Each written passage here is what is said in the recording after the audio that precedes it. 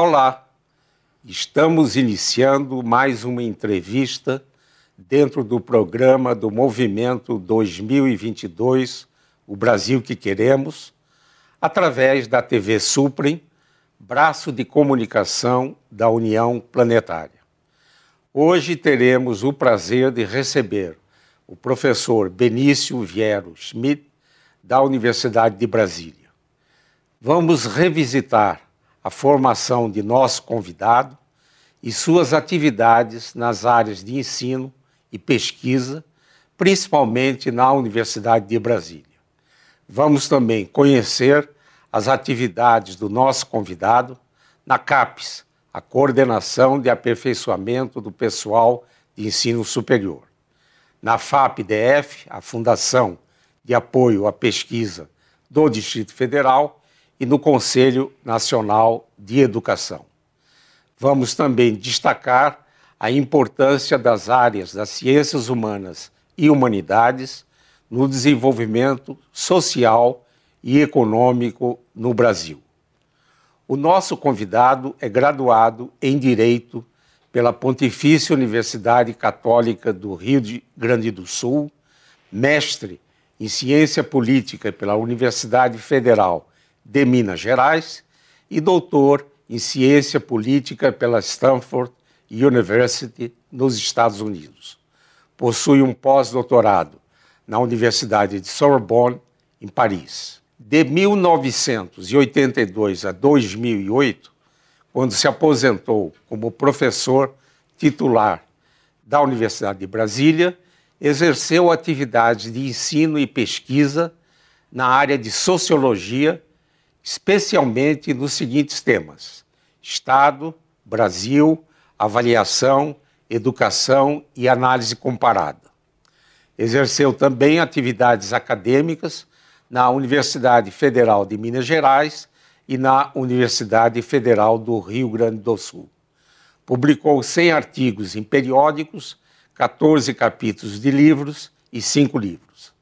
Exerceu várias funções importantes, entre elas, presidente da Fundação de Apoio à Pesquisa do Distrito Federal, coordenador de Cooperação Internacional da CAPES e secretário executivo do Conselho Nacional de Educação. Obrigado, professor Benício, por ter aceito ao nosso convite.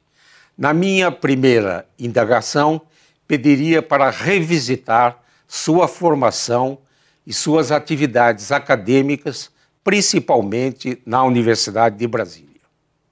Eu que agradeço, é uma honra estar aqui pelo conteúdo dos programas que a TV Suprem tem divulgado. Obrigado ao professor Reutemann pelo convite. Bom, na Universidade de Brasília, que já era a minha terceira universidade onde eu fui professor no Brasil, eu cheguei em 82, e em 1992, na véspera de ir para Paris, no pós-doc, eu fiz um concurso de titular na área de Sociologia, que era um departamento do qual eu fui membro da comissão criadora, era um departamento recente. E por coincidência, depois fui descobrir, era o primeiro concurso titular público na UNB. Então, por uma dessas coisas do azar, da sorte, do destino, lá fui eu professor titular em concurso público pela primeira vez na Universidade de Brasília. Bom, na Universidade de Brasília eu fui criador com uma comissão com a professora Vilma Figueiredo e o professor Pedro Demo. Nós compusemos a comissão criadora do Departamento de Sociologia, que não havia, porque o Instituto de Ciências Sociais compreendia antropologia, que era a área majoritária, com grandes nomes nacionais e internacionais. O grupo de Sociologia era muito reduzido, 7 professores, e o grupo de Serviço Social, que era imenso. Nós todos, como você sabe, professor Reutemann, compunhamos esse Instituto de Ciências Humanas. Eis que houve a criação do Departamento de Sociologia, eu fui membro dessa comissão. Eis que em 1986, já Cristóvão Buarque reitor, nós propusemos, tinha uma comissão do qual eu era o coordenador, nós propusemos um programa de estudos comparados regionais sobre a América Latina e Caribe, no âmbito do Departamento de Sociologia. Mas era uma invenção, porque seria uma equipe interdisciplinar, e então teve todas as dificuldades institucionais, resultou que não foi possível ter como área de concentração na sociologia alguma coisa que estava surgindo no mundo americano e que tinha uma forte tradição também na Inglaterra, de estudos regionais, onde a América Latina e o Caribe seriam objeto. Era um caso pioneiro, porque no Brasil não havia nenhum programa desse tipo. E eu, então, parti para a iniciativa, como era coordenador desse grupo, parti para a iniciativa de convidar a Flaxo, a Faculdade Latino-Americana de Ciências Sociais, que é um órgão auxiliar das Nações Unidas, existe até hoje, tem sede flutuante, depende de quem é o secretário-geral. Naquele tempo o secretário-geral estava na Guatemala. E tinha no Brasil uma pequena delegação tentando organizar um escritório da Flaxo no Brasil. Fizemos um convênio e, graças ao apoio do reitor Cristóvão e do vice-reitor Todorov, conseguimos criar o CEPAC, que era uma instituição, inicialmente, Centro de Estudos e Pesquisas comparadas sobre a América Latina e Caribe. E, claro, eu fui o primeiro diretor, não tinha escapatória, e esse programa era interdisciplinar. Eu trouxe gente de vários departamentos, economia, sociologia, ciência política, história, e compusemos, então, o primeiro grupo, o conselho, com professores de diferentes departamentos. O curioso é que essa estrutura não tinha nenhum professor fixo. Embora eu fosse coordenador e o prático inventor disso, eu também não era lotado lá, eu era lotado no departamento de sociologia. Mas deu tudo certo. Hoje o CEPAC mudou de nome, e por causa das obrigações junto à graduação, mas já existe oficialmente desde 1988, né? Lá se vão muitos anos. Foi uma bela experiência, foi a experiência mais emocionante que eu tive na UNB. Nós tinha uma circulação enorme de intelectuais de fora do Brasil, e eu me lembro que os primeiros concursos de seleção dos estudantes tinham um critério. Sempre 16 vagas, necessariamente 8 estrangeiros, e até 8 brasileiros. Houve casos em que havia mais não brasileiros do que brasileiros. Teve até o caso de um estudante que veio dos Estados Unidos, fez o doutorado conosco, e o programa começou como doutorado. E depois se tornou professor do Departamento de Antropologia da UNB. Hoje está licenciado, trabalhando numa organização internacional. Quer dizer, mas havia gente de toda a América Latina, principalmente argentinos, chilenos e uruguaios. E gente de todo o Brasil. Então foi uma experiência muito boa. No transcorrer disso tudo, e já na gestão do professor Todorov, houve um episódio dessas coisas fortuitas, né, mas que acontecem no campo da ciência. A UNB tinha uma instituição chamada Data UNB, que foi criada na gestão do professor Ibanhes, que antecedeu ao professor Todorov. E só que o Data UNB, como instituto de pesquisa, seria uma espécie de IPEA, né, da Universidade de Brasília, para prestar serviços por meio das fundações. Ele não tinha sido ativado. E aí houve uma oportunidade que foi, já no segundo governo Fernando Henrique, havia uma polêmica interessante no país e que causou muito frisson, muito atrito, que era o seguinte: o Stedley, comandante do MST, contestava veementemente os números apresentados pelo Ministério de Desenvolvimento Agrário, o INCRA na época, que era dirigido pelo depois ministro e agora ex-ministro Raul Jungmann. E o INCRA tinha os seus dados sobre assentamentos rurais do Estado brasileiro. E o Stedley dizia que aquilo era fake news, não existia. Como eu me dava muito bem com ele, conversávamos, ele tinha bons argumentos para duvidar dos dados do governo. Mas aí o governo Fernando Henrique, porque começou uma nova fase histórico-política no Brasil, que hoje foi absorvida como normalidade, ele foi pressionado pelos organismos internacionais a fazer averiguações e avaliações das políticas públicas com impacto social. Claro, o programa de reforma agrária tem um enorme impacto, né? Dadas as condições do Brasil que a gente conhece. Então, o que aconteceu? O Banco Mundial, diante da polêmica MST, governo Fernando Henrique, pressionou o governo Fernando Henrique para contratar uma avaliação. E nesse programa do Banco Mundial, com dinheiro que ele adjudicou ao orçamento nacional, havia uma condição, que essa avaliação deveria ser feita não por uma empresa privada, nem pelo próprio executivo brasileiro, mas deveria ser feita pelas universidades brasileiras, que eu achei ótimo, né? Porque foi também um teste, uma oportunidade de demonstrar capacidade numa área onde as universidades brasileiras tinham muitas atividades, muitas iniciativas, mas nenhuma que estivesse coligada, que coligassem diferentes centros universitários e buscassem trabalhar sobre a questão dos assentamentos na reforma agrária. Foi aprovado e eu não era diretor do DATA-UNB, tinha sido recente presidente da FAP. Aí liderei, convidado pelo reitor, um consórcio de 19 universidades e fizemos o primeiro e até agora o único censo dos assentamentos rurais do Brasil. Foi feito pela UNB, pelo Centro DATA-UNB, do qual depois eu fiquei 7 anos diretor. Foi também muito emocionante, uma grande oportunidade de testar conhecimentos, trabalhar em todo o país e principalmente trabalhar em rede, né? Que nas ciências sociais não era comum como na ciência de vocês, a cooperação era mínima entre os centros. Então foi muito interessante.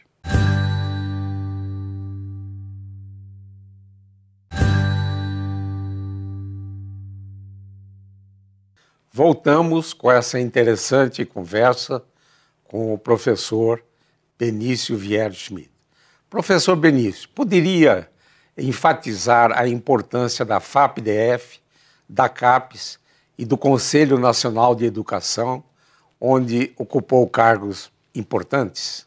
Claro, você vê, nós todos participamos de uma luta muito grande aqui no Distrito Federal para criar a Fundação de Apoio à Pesquisa. E por uma dessas coisas, o Cristóvão se elege governador e eu sou convidado a ser o presidente da FAP, onde eu fiquei 2 anos e meio, até o dia que, devido à crise fiscal já existente, o governador resolveu simplesmente sequestrar os recursos da FAP por uma emergência fiscal. E, bom, eu não via mais condições de operar, porque os contratos tinham sido assinados, houve licitação, competição entre os vários centros. E pela primeira vez na história da FAP, uma empresa privada, que era uma empresa de TI, de tecnologia da informação, ela venceu uma das faixas da licitação e teve na FAP apoio inicial. Bom, quando tudo isso não deu certo, eu me retirei. Depois eu fui para a CAPES no governo Lula I, né, quando o Tarso Genro substitui a Cristóvão Buarque, embora eu não faça parte, não fiz de nenhum partido político, mas por razões várias eu fui convidado com outros intelectuais que também não... Como é a tradição da CAPES, né? A CAPES é muito pouco ocupada por partidarismos, é uma coisa excepcional. E fomos lá e fiquei coordenador de cooperação internacional. Hoje o cargo é de direção, né? Eu me lembro que o Fernando Haddad, secretário executivo, então antes de ser ministro, lutou muito para que esse cargo de coordenador, você também foi diretor da CAPES, sabe disso, ele lutou muito para transformar em direção, porque de fato eu participava. A cooperação internacional da CAPES é crescentemente importante.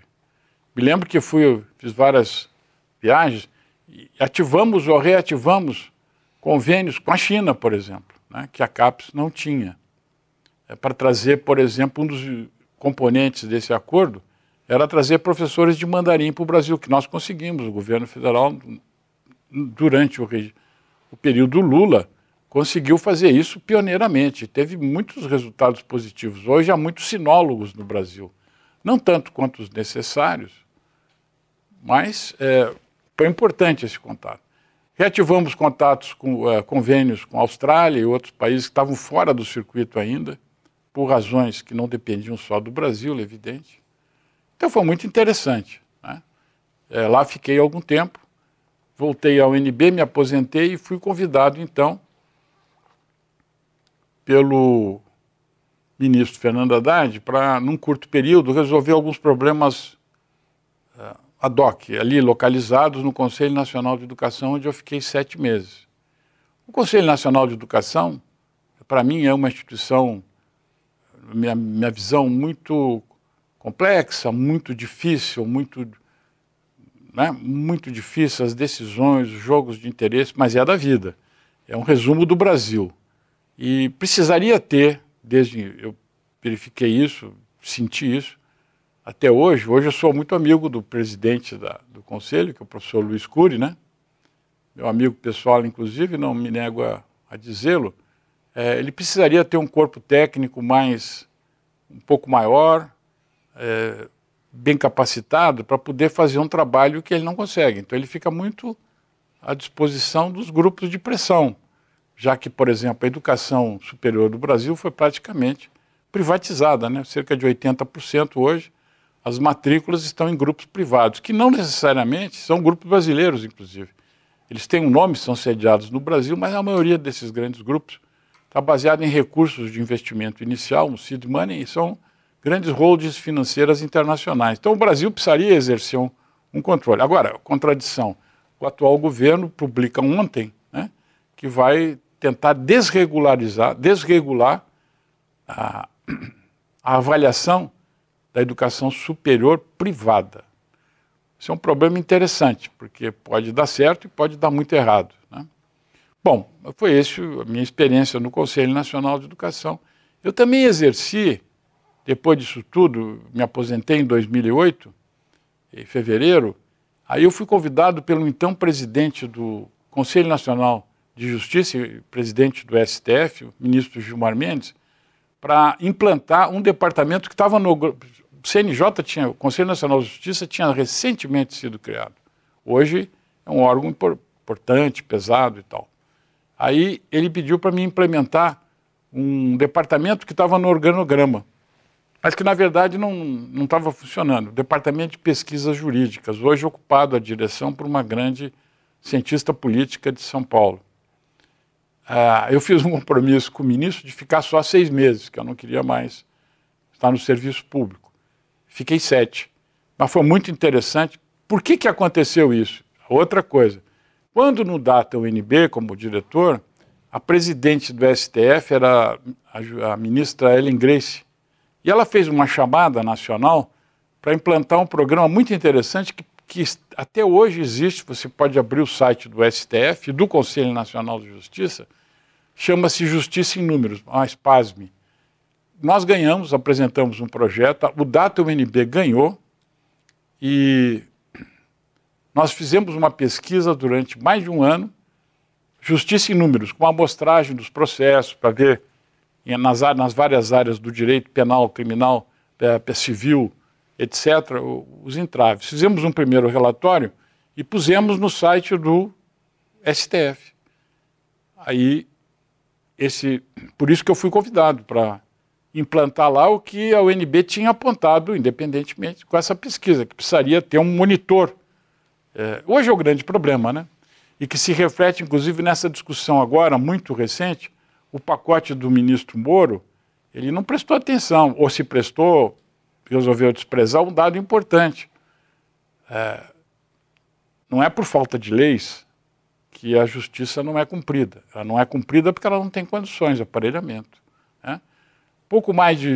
Menos de 20% dos processos chegam até o fim em prazo hábil. Há milhões de pessoas, são 670 e poucos mil prisioneiros no Brasil.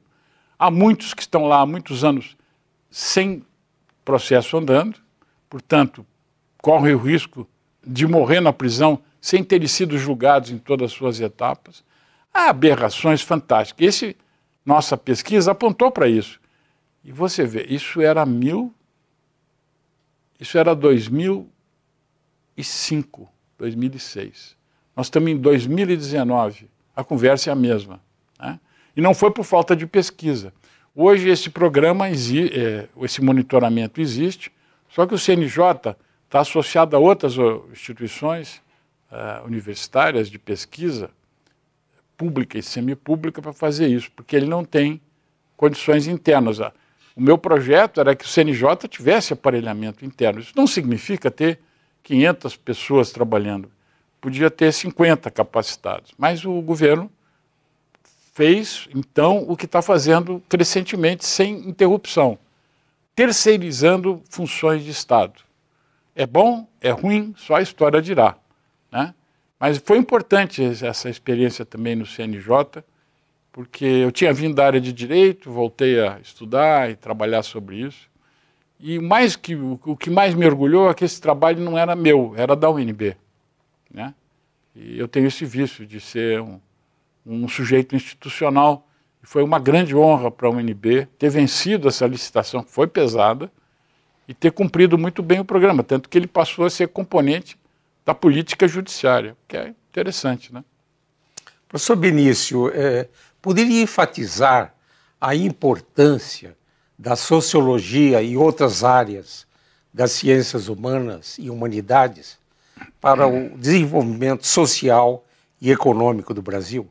Exato. O que é convencional, a sabedoria conventional wisdom aqui é de que nós precisamos mesmo de economista e engenheiro. Bom, eu não conheço nenhum país do mundo, de nenhum regime econômico, seja um regime socialista, que já houve, alguns existem ainda em termos parciais, sejam as variedades de capitalismo, né, que vão desde Singapura, um sistema absolutamente autoritário, centralizado, mas de enorme sucesso econômico, aos Estados Unidos, ao Brasil, etc.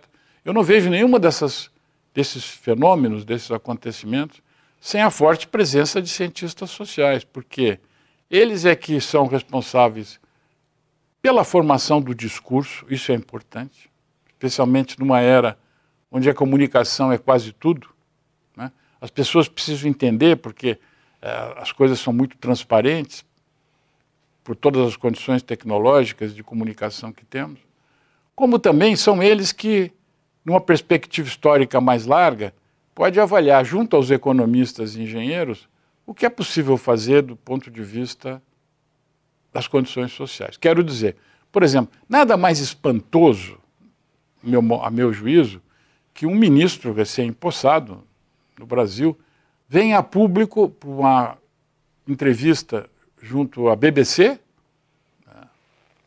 British Broadcasting, né, na Inglaterra, e diz assim: nós vamos criar uma sociedade aberta de natureza popperiana, já baseada no livro famoso e no papel importante que tem na história do conhecimento o Karl Popper com a Open Democracy. Bom, tem um requisito fundamental: ninguém cria a sociedade, né? A sociedade existe, tem história. Então qualquer conclusão sobre isso revela um enorme voluntarismo que será vencido pelas circunstâncias, ou seja, o que ele quer não será feito, né? A não ser sob um custo social e político inimaginável, especialmente num regime que assumiu há muito tempo requisitos democráticos, com todas as suas deficiências. Ou seja, que as pessoas não podem ser massacradas por delito de opinião, não deveriam. Aqui não se pode fazer movimentos mais drásticos para inventar uma sociedade.